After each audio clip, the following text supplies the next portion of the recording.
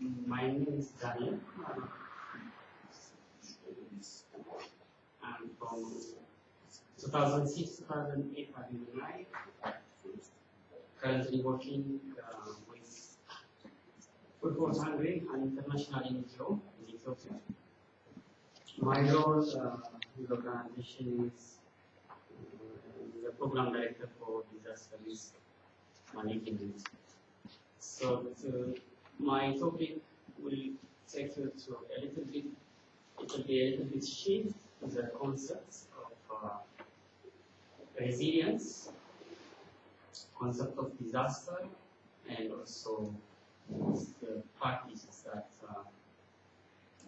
especially in the Horn of Africa, are also the type of disaster. It will be a little bit also shift.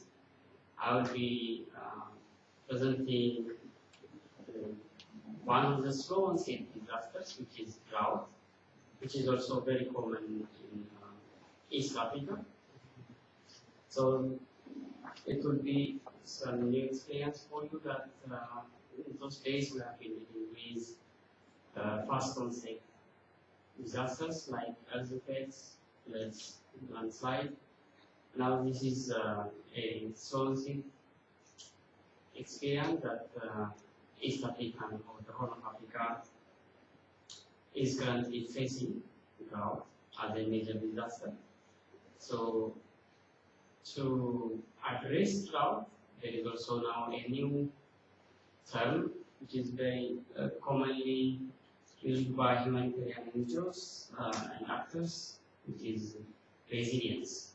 So main topic would be resilience, and also how these resilience projects are currently addressing disaster, specifically drought.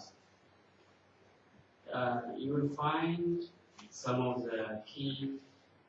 Sorry, what is FH Ethiopia? And you know your first slide. Yeah. And what is Food for the Hungry? Is that a program? Food for the Hungry is an international NGO. The FH Ethiopia is abbreviated word that F stands for food. H stands for hungry, but we are no more using Food for the Hungry Ethiopia because government is not happy with the name. That we are no more. We don't want to be called hungry Ethiopia. So the only option we had was to keep the words FH, but with no acronym. So as I said, there will be some terms regarding disasters. Most of you know, and also one of the theme of this conference, the theme of the conference is crisis and disaster. So we will see some of the common major disasters in the Horn of Africa, or what are the major disasters. Also talk about resilience, slow onset disaster, what are those slow onset disasters, and climate change and climate variability. Most people confuse climate change with climate variability. These are two different concepts.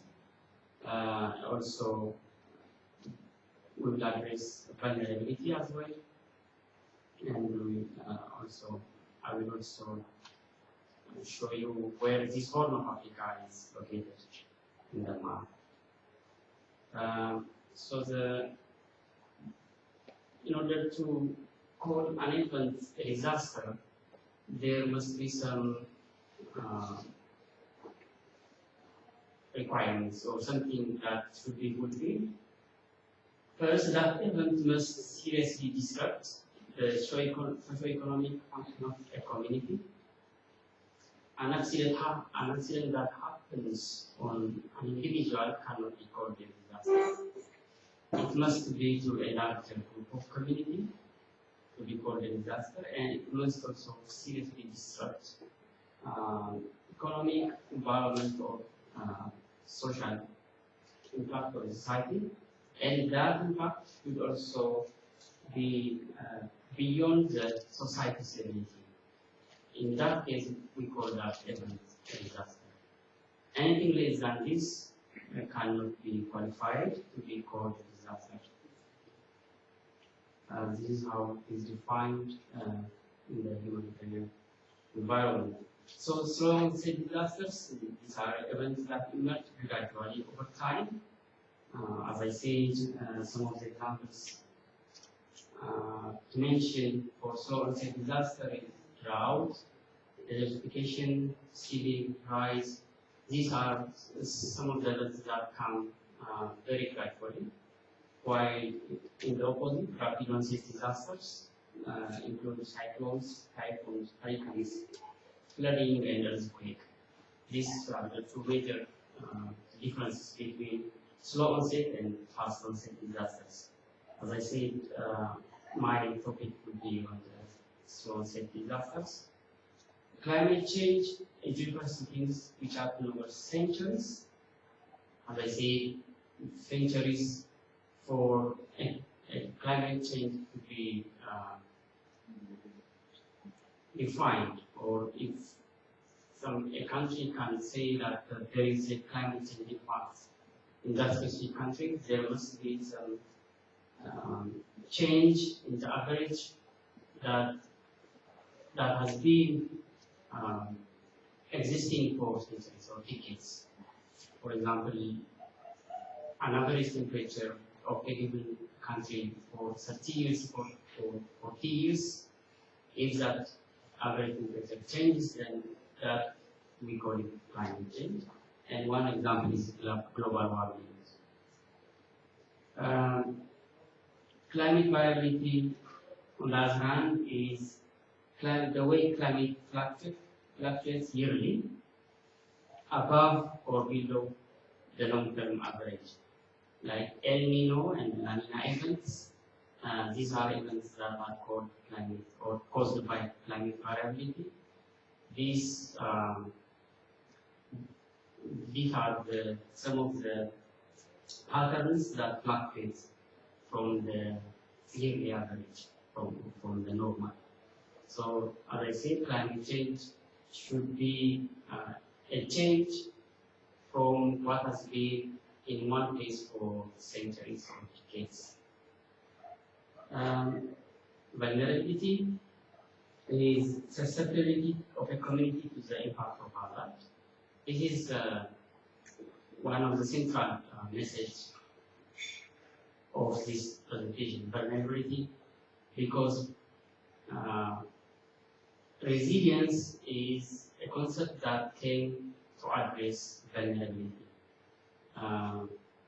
People would be vulnerable to one hazard because of many reasons, and because of the difference of vulnerability of one community from the other, the extent of impact would also differ. As an example, if we take the example of the earthquake that happened in 2010 in Chile and in Haiti, the magnitude of the disaster, the earthquake that happened in Chile was 8.8 in Richter scale, while that happened in Haiti was 7. The energy or the strength of the earthquake was 500 times that of the Haiti's one. But the number of people died in Haiti is around 120,000, while those people died in Chile was 700. Even though the magnitude of the earthquake that happened in Haiti was less than the magnitude of the earthquake that happened in Chile. And this is because the community in Haiti was more vulnerable to the earthquake, while the magnitude was still small, but because of vulnerability, the number of diseases was very high. And last, the resilience concept is the capacity of person or community exposed to shock to effectively cope and recover. This is what it means, resilience.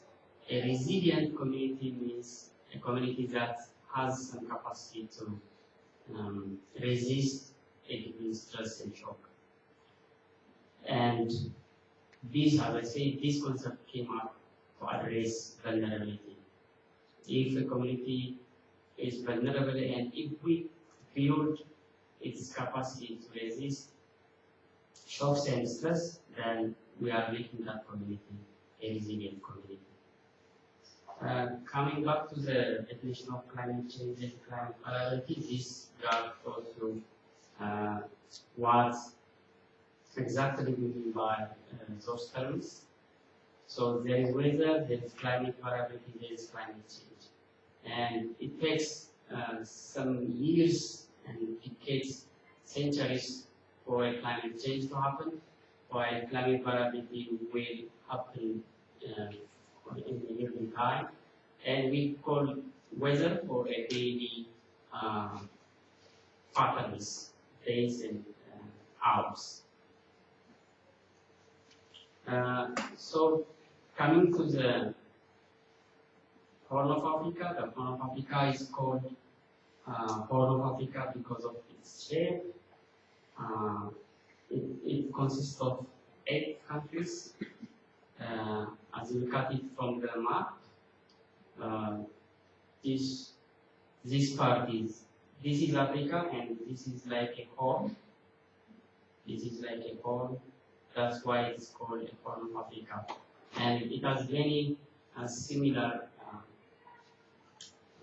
patterns in terms of the topography, weather, and also the culture and tradition of the people. So this part is called Horn of Africa. The basic facts: this Horn of Africa is prone to extreme climate events such as drought and floods. So both are very common in this region, drought and flood. For example, to mention some recent disasters, between 2011 and 2012, 13 million people faced food shortage in this region.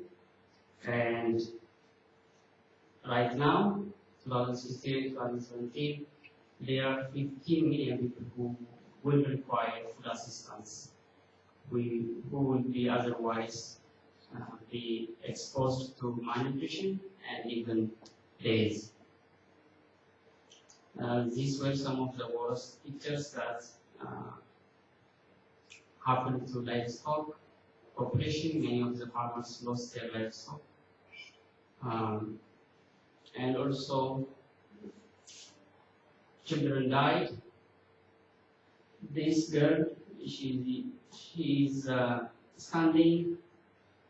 Those soil burns is on base. More than 70 children died in one of the refugee camps in Kenya, Somali refugee camp.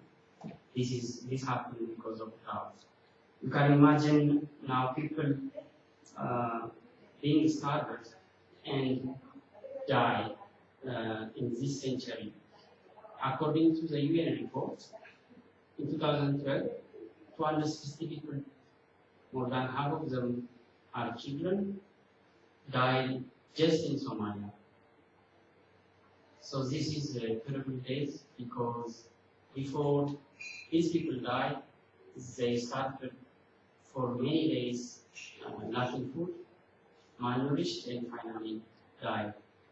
And this is still happening in Somalia right now.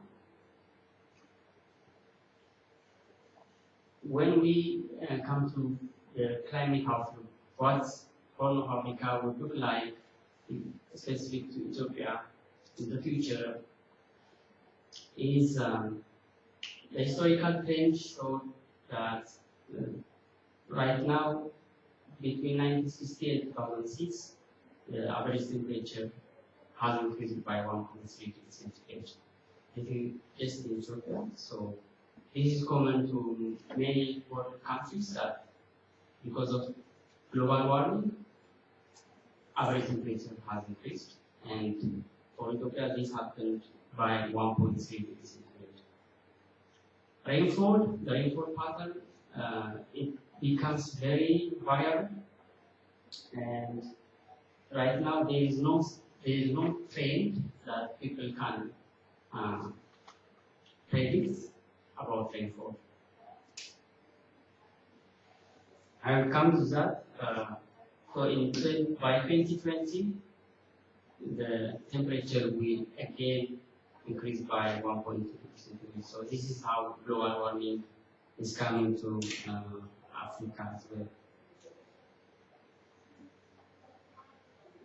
Vulnerability, as I say, vulnerability to climate impact. This region is one of the worst or badly affected region, and contributors to vulnerability, according to many studies, high level of poverty, weak governance, conflict, food insecurity and malnutrition, population pressure.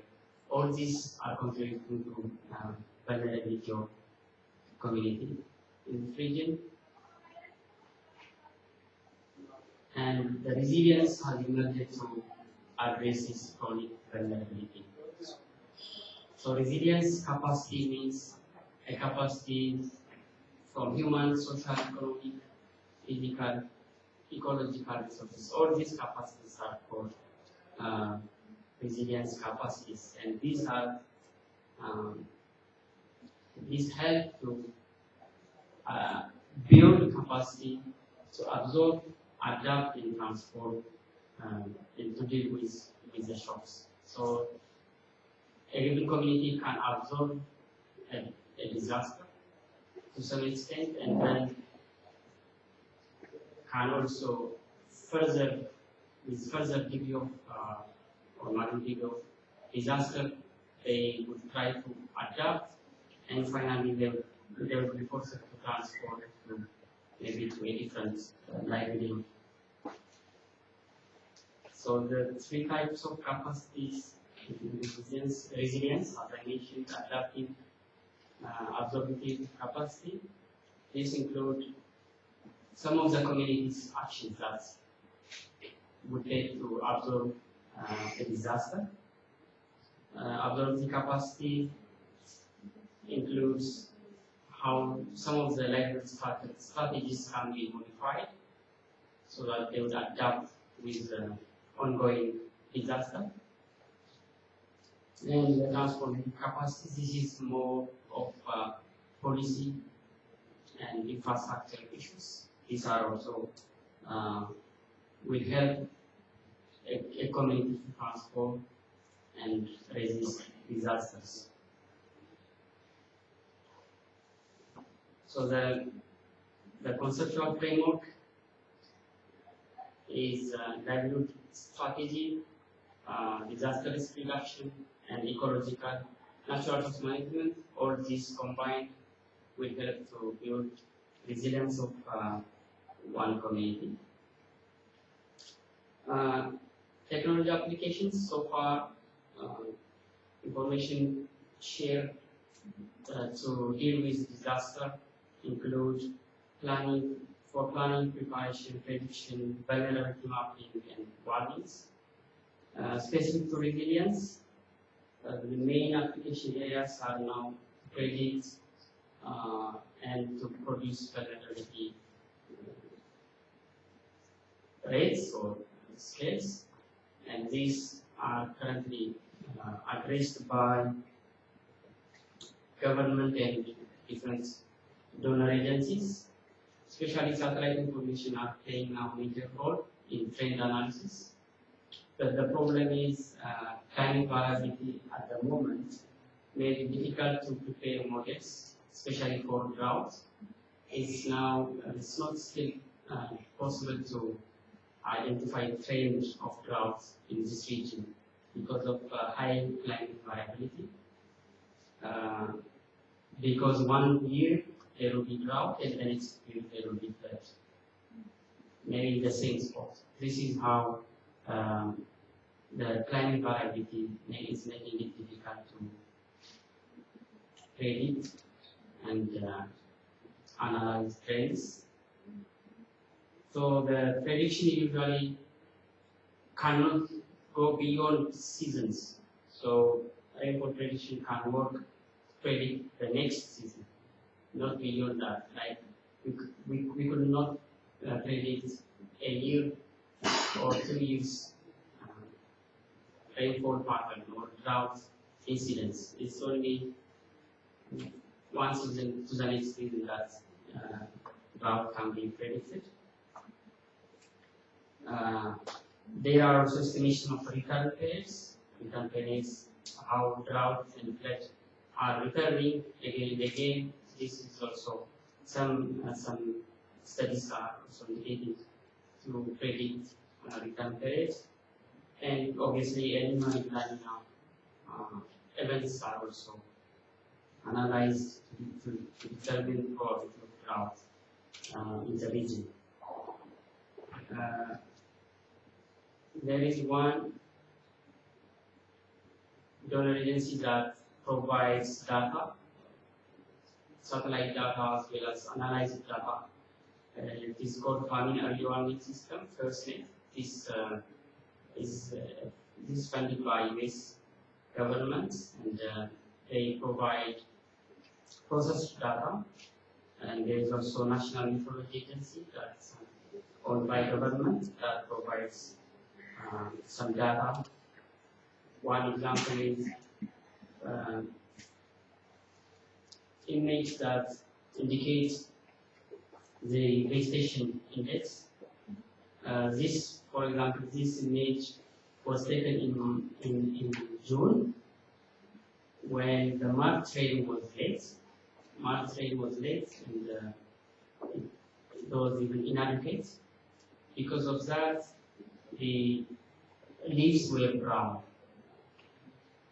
And people can predict, because of this brown leaves nature, the vegetation anomaly, which is different from the normal.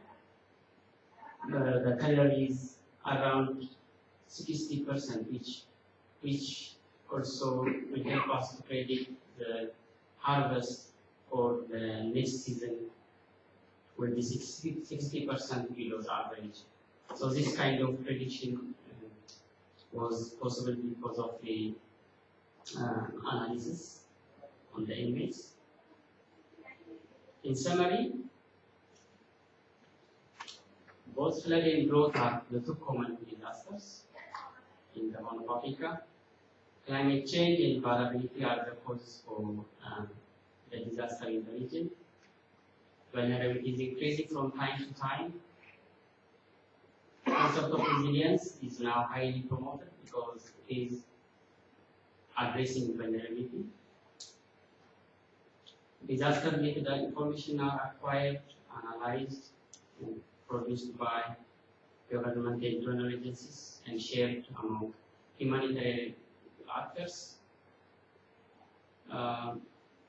Rainfall in the region still is variable from year to year, and no significant trend is so far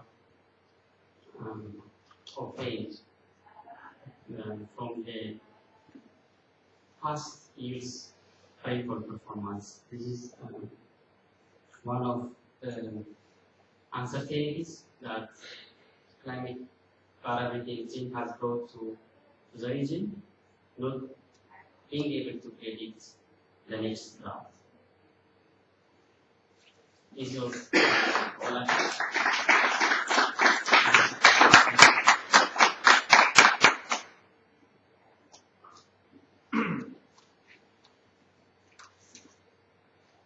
Thank you, Daniel, for bringing us the situation, the Horn of Africa, close to us, to our attention.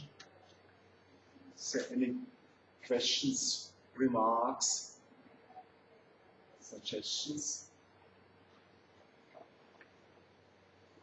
I have at least one question. Are there any not affected communities? Because one of the resilience pattern perhaps was one not affected community helps another one which is affected. Yes. But I think I assume that the crisis has such extent that also people are affected, or?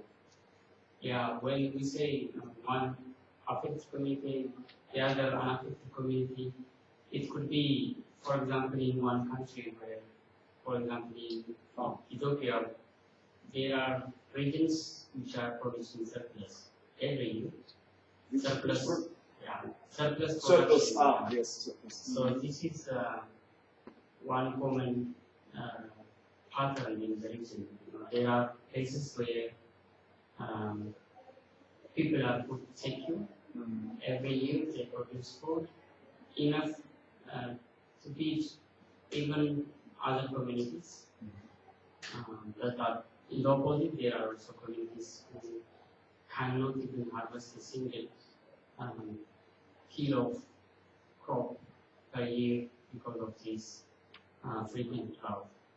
So these communities can help one country the other. There is this trend now. Government promotes and facilitates this kind of assistance. First of all, to look for internally any kind of assistance, look for internally, and then if it is beyond its capacity, then the government will make a call for external assistance, and donor agencies will come to support.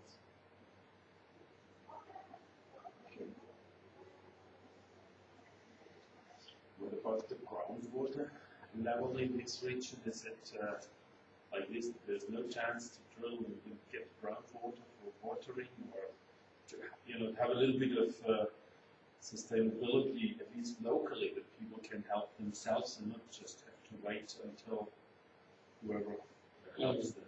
Is there any initiatives in this direction? Yes, one of my slides mentioned irrigation as one of the resilience projects. Resilience projects include looking for technologies to withdraw water from the ground in the absence of rain, and to try to grow crops. This is not always possible because in some of the areas, even the groundwater level is now going deeper and deeper.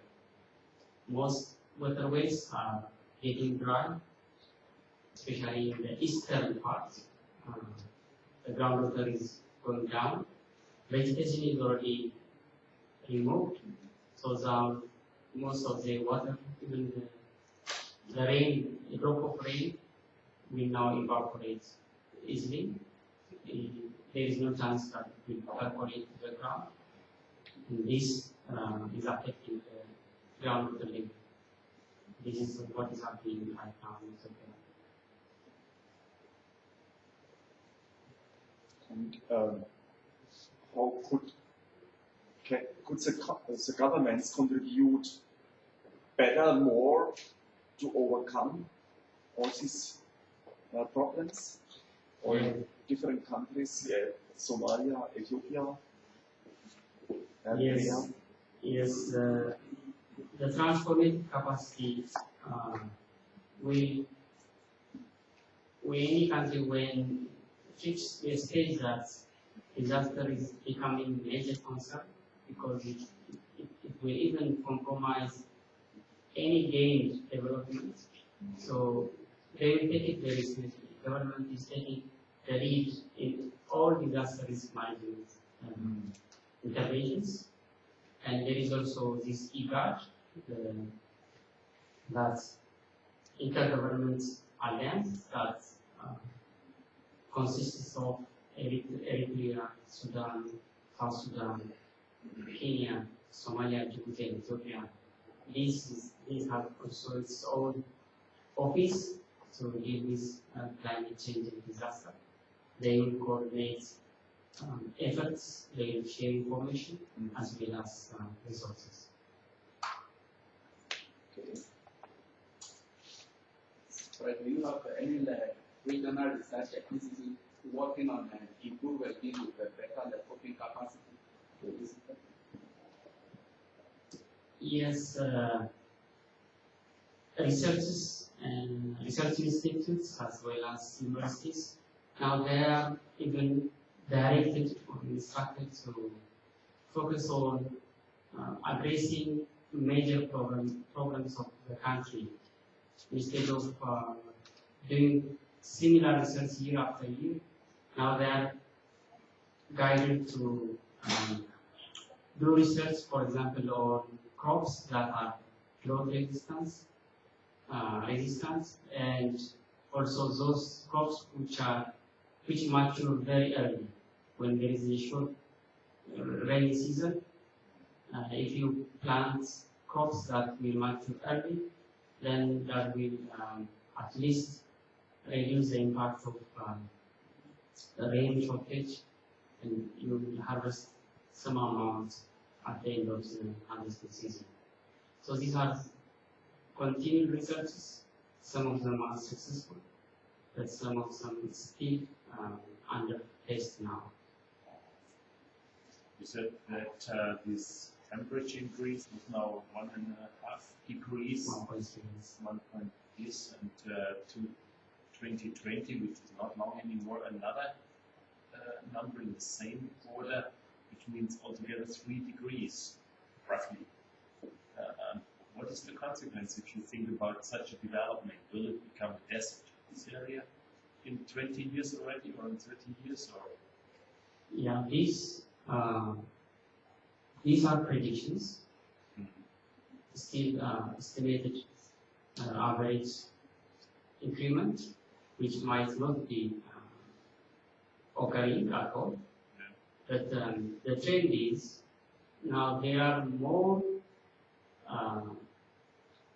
hot days and hot nights than cold days and cold nights. This is how it is observed. This means there will be temperature will lead to drier weather, which also facilitates evaporation of water from the ground, from the plants, and obviously the desertification will be fastened. Now the process is already started from the northern part of Africa. The desertification is going down to the east and to the center region. With this climate trend, the speed of the desertification will increase, and we are witnessing the results. Yes, thank you. Maybe because of this global warming, I want to ask you one question if you have already thought of that. That most of the northern part where the drought was going higher, and most of the countries that drew water from River Nile, that's from Lake Victoria, the drought was very high, while the Lake Victoria water level was just going up, was rising. Is there any research on that you have monitored that? And you know why? Drought is higher while the water level is going up. Now the paradox is the climate changes. What is estimated for example, for East Africa is there will be more rain. Let me show you one of the tables that I presented here. For example, here in 2020, there will be 0.4% increase in rainfall, and to 2015, rain will also increase. But this is an estimate, and at the same time, extreme events, flood and drought, with no evidence of change in frequency or intensity of extremes, they are coming one after the other. So, right now, as per my knowledge, there has been no increment in rain. The average rainfall in Ethiopia is still the same,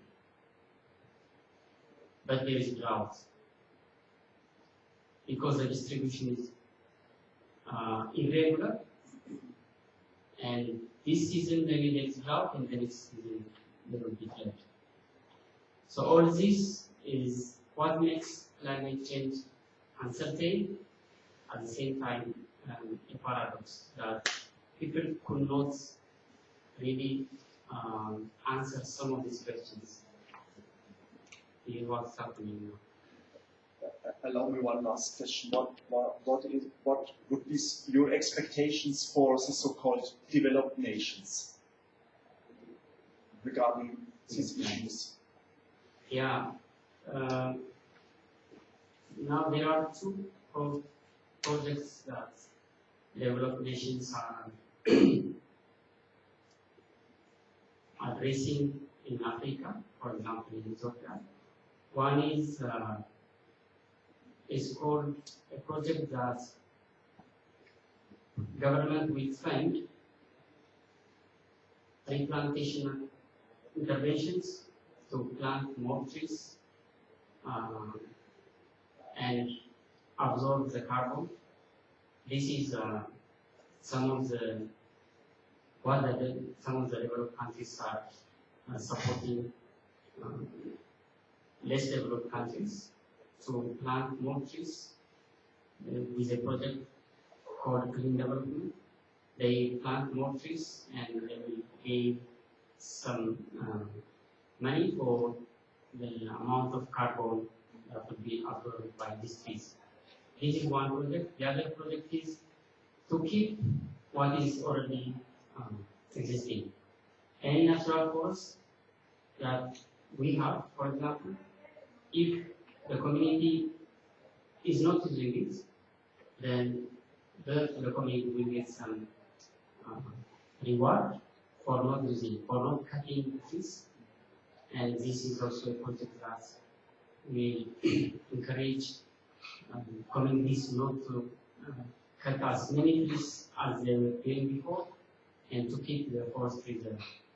This will help both the African nations as well as, since climate change is a global effort, it will also help the developed nations as well. Okay, let us stop here with this.